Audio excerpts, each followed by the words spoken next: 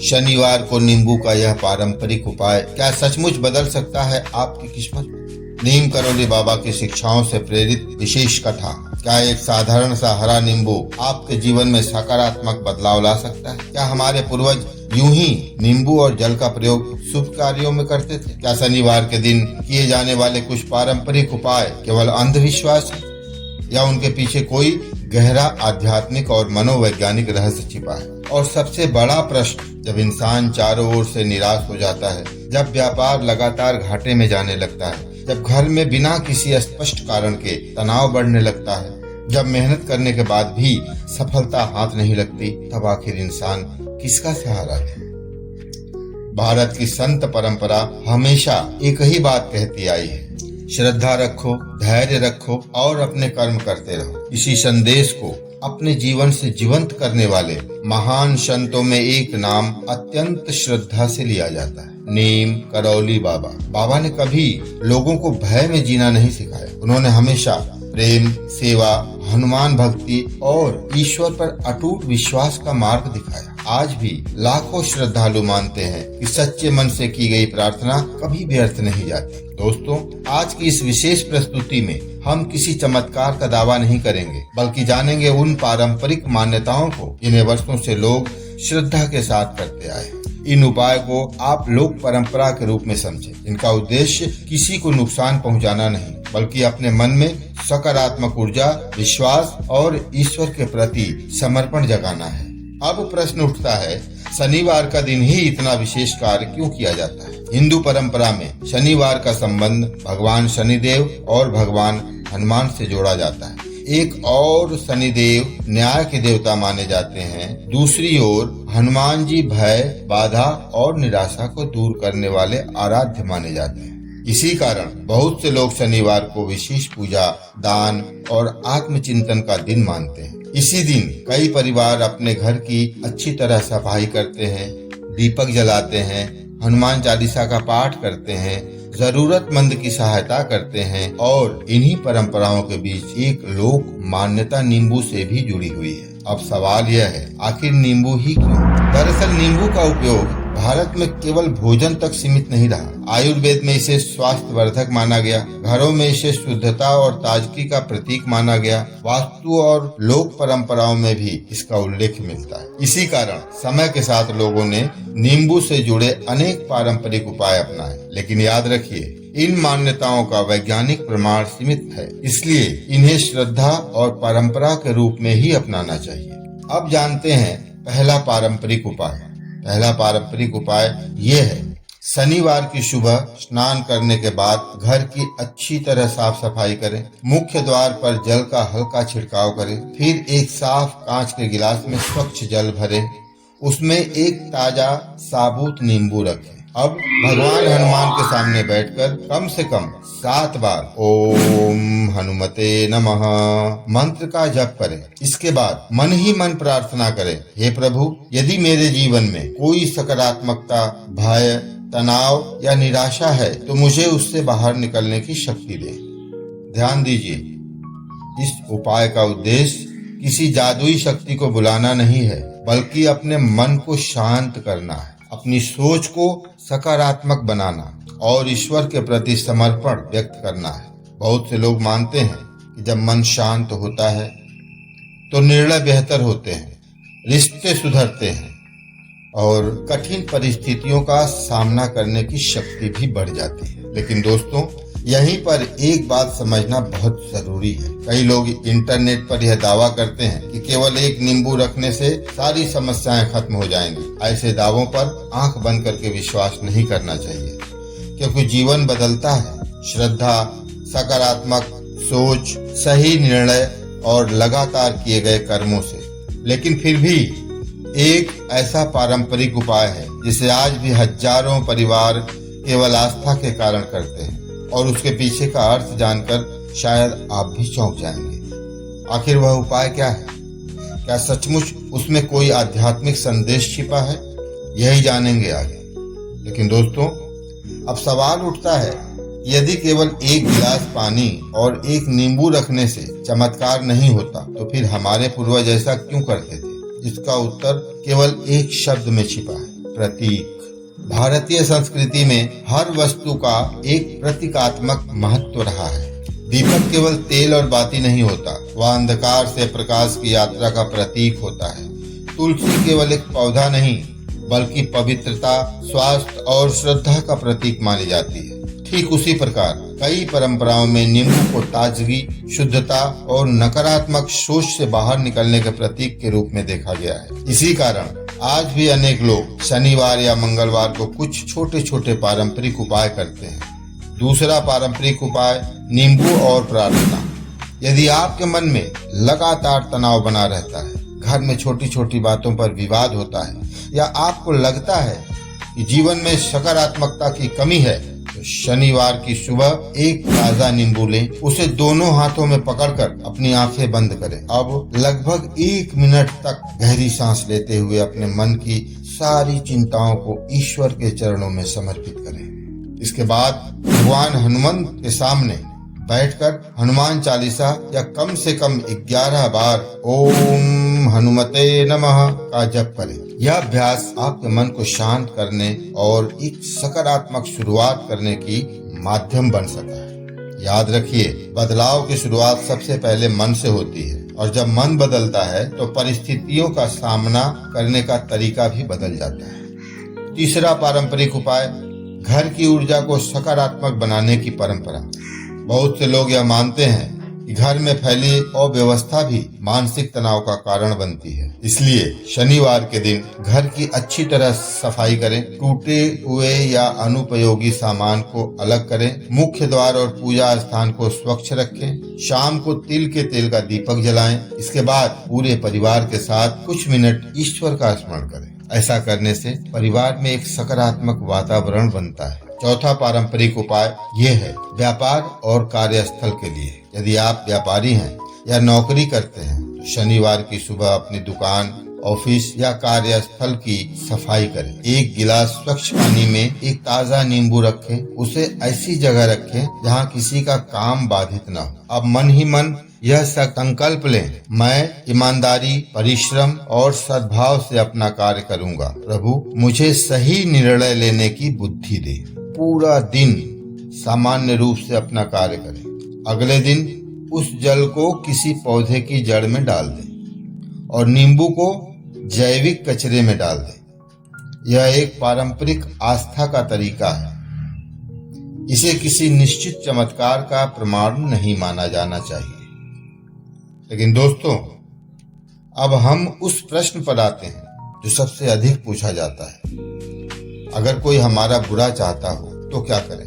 सबसे पहले यह समझना आवश्यक है कि हर असफलता का कारण किसी का किया कराया होना नहीं होता। कई बार कारण होते हैं गलत निर्णय, अत्यधिक तनाव, अव्यवस्थित जीवन या परिस्थितियों का कठिन होना। लेकिन यदि आपको लगता है कि लोग आपके विरुद्ध हैं, तो सबसे पहले अपने भीतर की शक्ति को मजबूत कीजिए, क्योंकि कमजोर मन सबसे पहले डरता है और मजबूत मन सबसे पहले समाधान खोजता है। नीम करौली बाबा की शिक्षा भी यही थी। हनुमान जी का स्मरण करो, सेवा करो और भय को अपने ऊपर हावी मत होने दो। यही कारण है कि लाखों श्रद्धालु कठिन समय में हनुमान चालीसा का पाठ करते हैं। वे मानते हैं कि इससे उन्हें साहस मिलता है, धैर्य मिलता है और सही निर्णय लेने की शक्ति मिलती है। लेकिन क्या केवल इतना ही पर्याप्त है, या फिर शनिवार के दिन एक ऐसा कार्य भी है जिसे अनेक संत सबसे बड़ा उपाय मानते हैं? ऐसा उपाय जिसमें न किसी टोटके की आवश्यकता है, न किसी रहस्यमय वस्तु की, फिर भी उसका प्रभाव सबसे गहरा माना जाता है। आखिर वह उपाय क्या है? दोस्त, अब मैं आपको जो बताने जा रहा हूँ उसे कई संत और महात्मा किसी भी टोटके से बड़ा उपाय मानते हैं। वो है सेवा, दान और सच्चे मन से की गई प्रार्थना। नीम करौली बाबा अक्सर कहा करते थे कि जब मनुष्य निस्वार्थ भाव से किसी भी की सहायता करता है तो उसका अपना मन भी हल्का होने लगता है। इसलिए यदि आप शनिवार के दिन कोई विशेष कार्य करना चाहते हैं तो सबसे पहले यह संकल्प लें, आज मैं किसी एक जरूरतमंद की सहायता अवश्य करूंगा।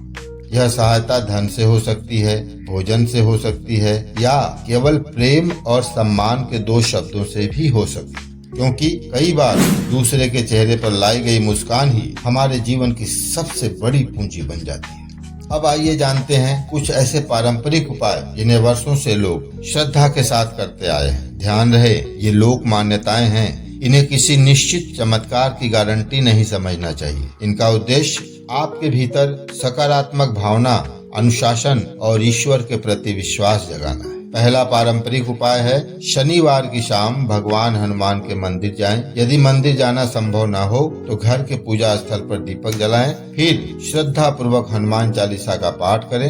यदि समय कम हो तो कम से कम 11 बार ओम हनुमते नमः मंत्र का जाप करें। कई श्रद्धालु मानते हैं कि इससे मन का भय कम होता है और आत्मविश्वास बढ़ता है। दूसरा पारंपरिक उपाय है, शनिवार को पीपल के वृक्ष के नीचे तिल के तेल का दीपक जलाने की परंपरा भी कई स्थानों पर प्रचलित है। यदि ऐसा करें तो पर्यावरण और स्थानीय नियमों का ध्यान रखें। दीपक जलाने के बाद कुछ क्षण मौन बैठें। अपने जीवन की परेशानियों पर नहीं बल्कि उनके समाधान पर विचार करें। तीसरा पारंपरिक उपाय है, यदि घर में लगातार तनाव बना रहता है तो पूरे परिवार के साथ बैठकर कम से कम 10 मिनट भगवान का नाम स्मरण करें। मोबाइल बंद रखें, टीवी बंद रखें, केवल परिवार, प्रार्थना और सकारात्मक बातचीत। विश्वास मानिए, यह छोटा सा अभ्यास भी रिश्तों में बड़ा परिवर्तन ला सकता है। चौथा पारंपरिक उपाय है, शनिवार के दिन काले तिल, उड़द की दाल या भोजन का दान करना भी कई क्षेत्रों में शुभ माना जाता है। दान करते समय कभी अहंकार न रखें। दान का वास्तविक फल तभी माना जाता है जब वह निस्वार्थ भाव से किया जाए। पांचवा पारंपरिक उपाय है, यदि आप व्यापारी हैं तो शनिवार की सुबह अपनी दुकान या कार्यालय में प्रवेश करने से पहले कुछ क्षण आंखें बंद करें। अपने कर्मचारियों, ग्राहकों और व्यवसाय की उन्नति के लिए प्रार्थना करें। फिर पूरे मन से अपना कार्य प्रारंभ करें। सकारात्मक सोच, ईमानदारी और निरंतर परिश्रम, यही किसी भी व्यवसाय की सबसे बड़ी पूंजी होती है। दोस्तों, अब एक बहुत महत्वपूर्ण बात, आजकल सोशल मीडिया पर ऐसे अनेक वीडियो दिखाई देते हैं जो दावा करते हैं सिर्फ एक रात में शत्रु समाप्त, एक नींबू से करोड़पति बन जाइए, यह टोटका करते ही सामने वाला बर्बाद हो जाएगा। लेकिन क्या वास्तव में आध्यात्मिकता हमें किसी का अहित करना सिखाती है? बिल्कुल नहीं। हमारे शास्त्र, हमारे संत और भगवान हनुमान की शिक्षाएं कहीं भी निर्दोष व्यक्ति को हानि पहुंचाने की प्रेरणा नहीं देती। सच्ची साधना वह है जिससे पहले हमारा अपना मन शुद्ध हो, फिर हमारा व्यवहार सुधरे और उसके बाद हमारा जीवन। अब शायद आपके मन में एक प्रश्न होगा, क्या नींबू का प्रयोग केवल पूजा पाठ में ही होता है? उत्तर है नहीं। नींबू का उपयोग आयुर्वेद, भोजन और दैनिक जीवन में भी लंबे समय से होता आया है। इसी कारण समय के साथ उससे जुड़ी अनेक लोक परंपराएं भी विकसित हुई, लेकिन इन सभी का मूल उद्देश्य मन को विश्वास देना और व्यक्ति को सकारात्मक दिशा में आगे बढ़ाना था। और अब वीडियो का सबसे महत्वपूर्ण भाग आने वाला है।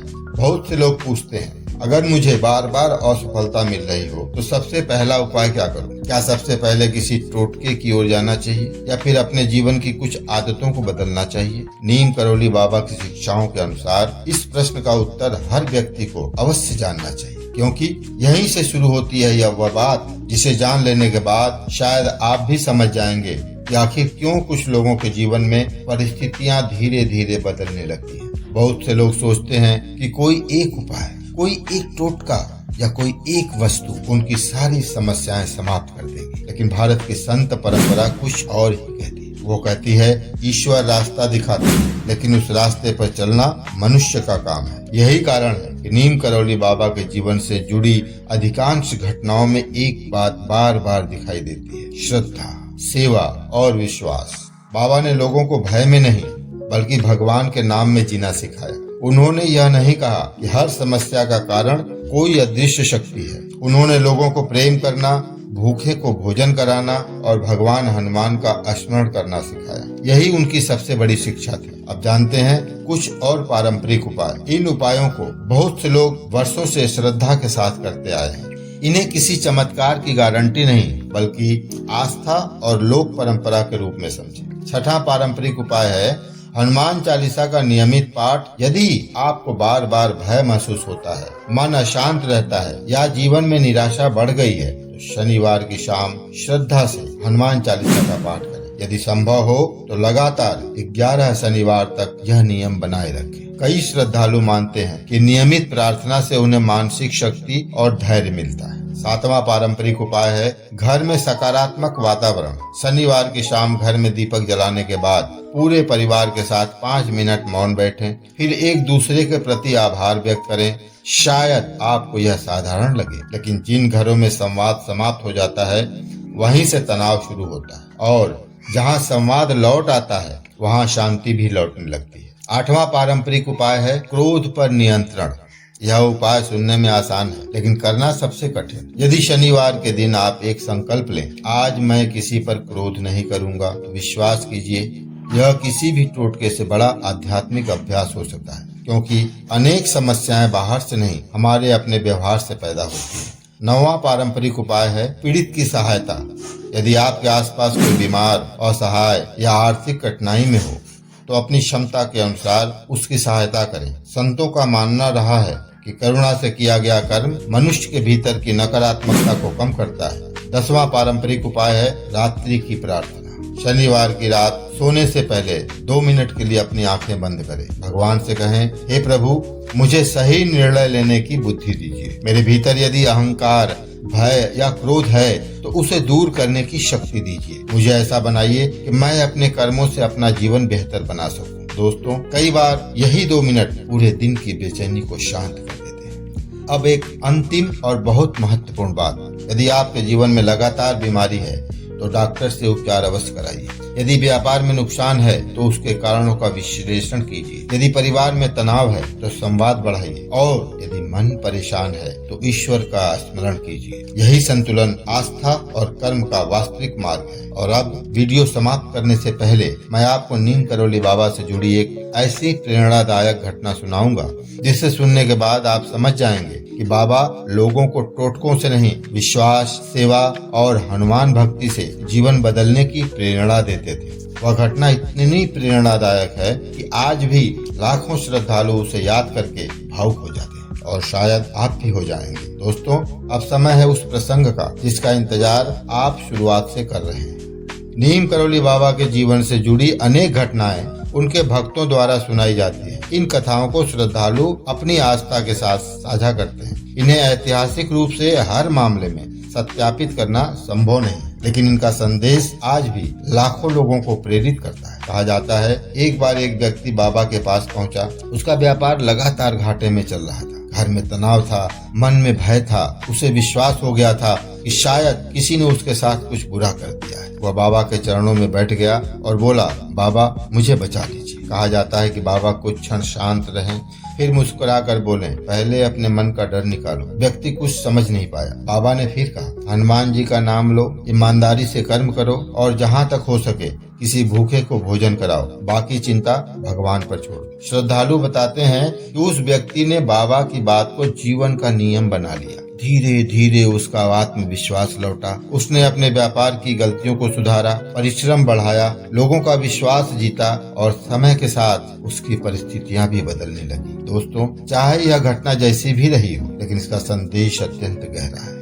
सच्ची भक्ति मनुष्य को कर्म से जोड़ती है, कर्म से दूर नहीं करती। अब इस पूरी चर्चा का सार समझ लीजिए। यदि आप शनिवार को कोई आध्यात्मिक अभ्यास करना चाहते हैं तो यह क्रम अपनाइए। सुबह स्नान करके घर की साफ सफाई करें, भगवान हनुमान या अपने इष्ट देव का स्मरण करें। यदि श्रद्धा हो तो स्वच्छ जल और ताजे नींबू के साथ पारंपरिक प्रतीकात्मक पूजा कर सकते हैं।